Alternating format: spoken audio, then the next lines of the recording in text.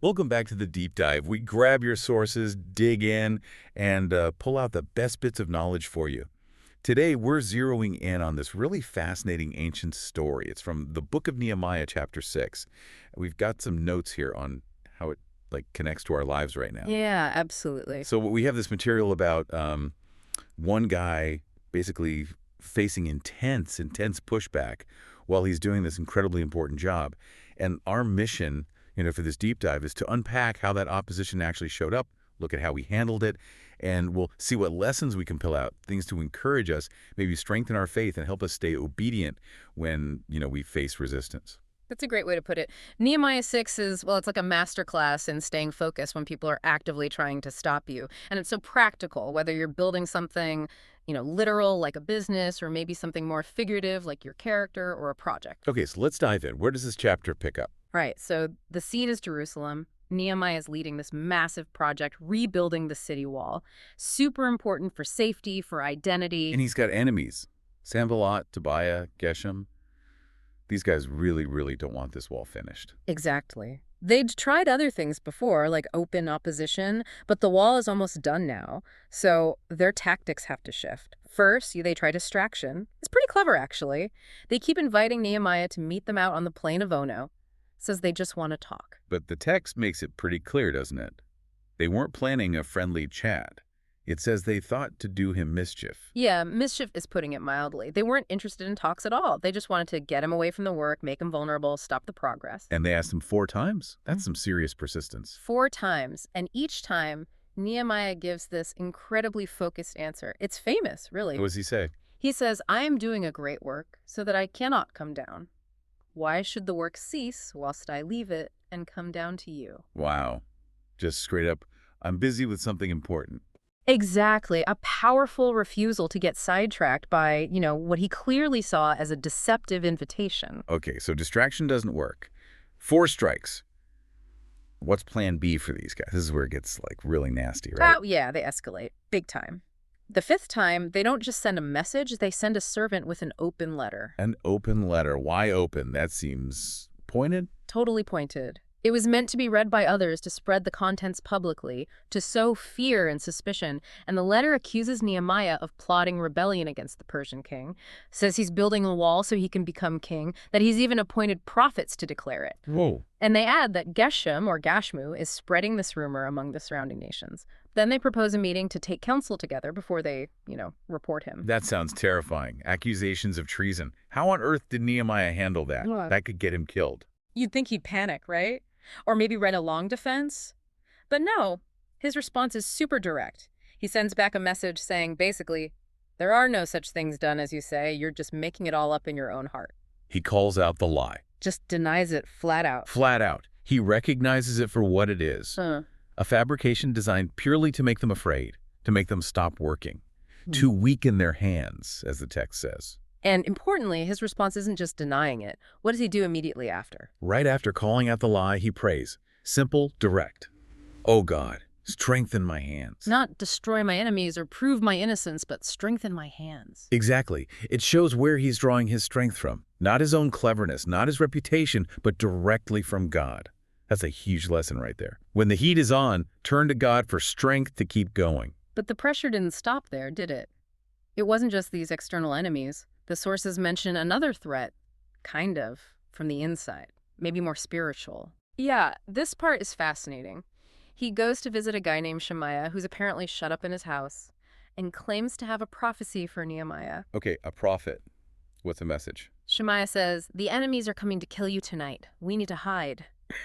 His advice, run into the temple, lock the doors, stay safe there. Hide in the temple. But wait, wasn't that, off limits for anyone but priests? Precisely. That's the catch. It sounds like urgent, life-saving advice from a spiritual source, but it involves breaking God's law. It's fear masquerading as wisdom. So it's another trap, just disguised differently. Exactly. And Nehemiah sees through it. He realizes Shemaiah didn't get this message from God. He was hired by Tobiah and Sanballat. The goal wasn't just to scare Nehemiah into hiding. It was to make him sin by going into the temple unlawfully. Then they'd have a real reason to discredit him, to reproach him. Wow.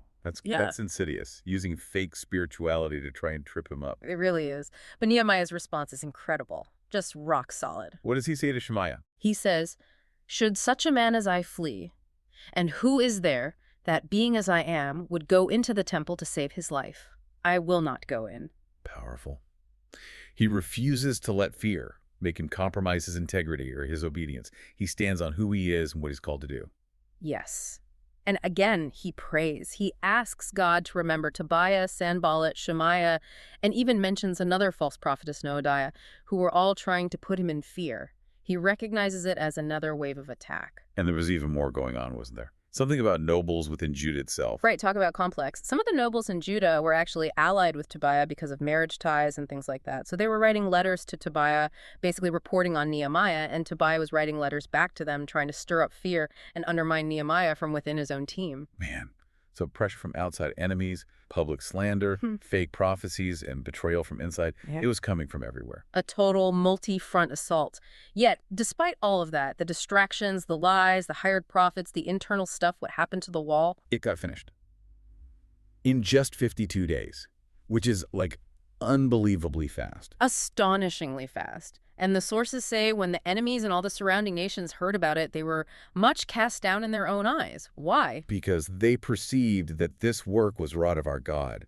They knew it wasn't just human effort. Exactly. God got the glory. The outcome itself silenced the opposition in a way. Okay, that's an incredible story. Let's really unpack the application now. What does all this ancient drama mean for us, today when we face opposition doing stuff we feel called to do? Well, the first thing that jumps out is how timeless these opposition tactics are, right?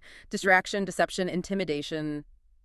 Sound familiar? Yeah, absolutely. That invitation to Ono that could easily be like a tempting side project or even gossip that pulls you away from your main thing. For sure. Or maybe even seemingly good advice that just isn't right for this moment, for the great work you're actually supposed to be focused on. So the Nehemiah's "I cannot come down" response Yeah. is really about discernment and boundaries. It really is. It's about knowing your priorities and guarding your focus, saying no to distractions, even ones that look like opportunities, because you're committed to the main task. That takes faith, right? To trust that the work God has given you is the priority. It definitely encourages obedience to stay the course. And the open letter, the slander and public attacks. That feels so relevant with social media and how quickly rumors can spread. Totally. And look at Nehemiah's reaction. He gives a clear denial, "You're making this up," but he doesn't get sucked into a massive public relations battle. He doesn't let it derail him. He just states the truth and turns to God. Right. That prayer, "Oh God, strengthen my hands," is key. Instead of getting consumed by the attack, he focuses on asking for strength for the work. That's a huge shift. Not make the problem go away, but make me strong enough to handle it and keep going. Yes. And that directly strengthens our faith, doesn't it? Yeah. It reminds us that our resilience comes from God. And it fosters obedience because our energy goes into continuing the task, not just fighting the critics. We trust God to handle the outcome, the vindication, while we focus on being faithful. Okay, and the Shemaiah incident, the fake prophecy. How do we guard against that kind of thing, bad advice dressed up as spiritual wisdom? Discernment. Yeah. So crucial. Nehemiah didn't just blindly accept Shemaiah's words, he tested them. Did this advice align with God's known character and commands? No, it told him to sin out of fear. Exactly. It led towards fear and compromise, not faith and obedience. So we need to ask that about the counsel we receive, even from trusted sources. Does it promote faith or fear? Does it align with Scripture? Does it push us towards integrity or towards cutting corners out of panic? And his response, "Should such a man as I flee?" That's about identity, isn't it? Absolutely. He knew who he was in God's plan. He wasn't going to act out of character, defined by fear. That strengthens our faith too, reminding us of our identity in Christ. We don't need to act out of fear or compromise our obedience because God is our security. Standing firm, even when it feels risky, is an act of faith and obedience. Even the internal stuff, the nobles working with Tobiah. It's a reminder that opposition isn't always obvious or external. Right. It can be subtle, closer to home, requires wisdom, prayer, maybe setting internal boundaries too, without becoming completely mistrustful.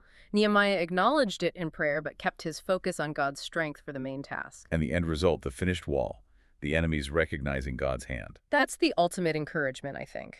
When we persevere through opposition, relying on God, staying focused, using discernment, the completion of the work often becomes a testimony itself. It points beyond us to God. People see it wasn't just our grit, but God's power. Exactly. And that outcome doesn't just silence critics. It strengthens our faith immensely and encourages us and others to keep obeying, knowing God can bring things to completion even against the odds. His glory is the goal. Wow.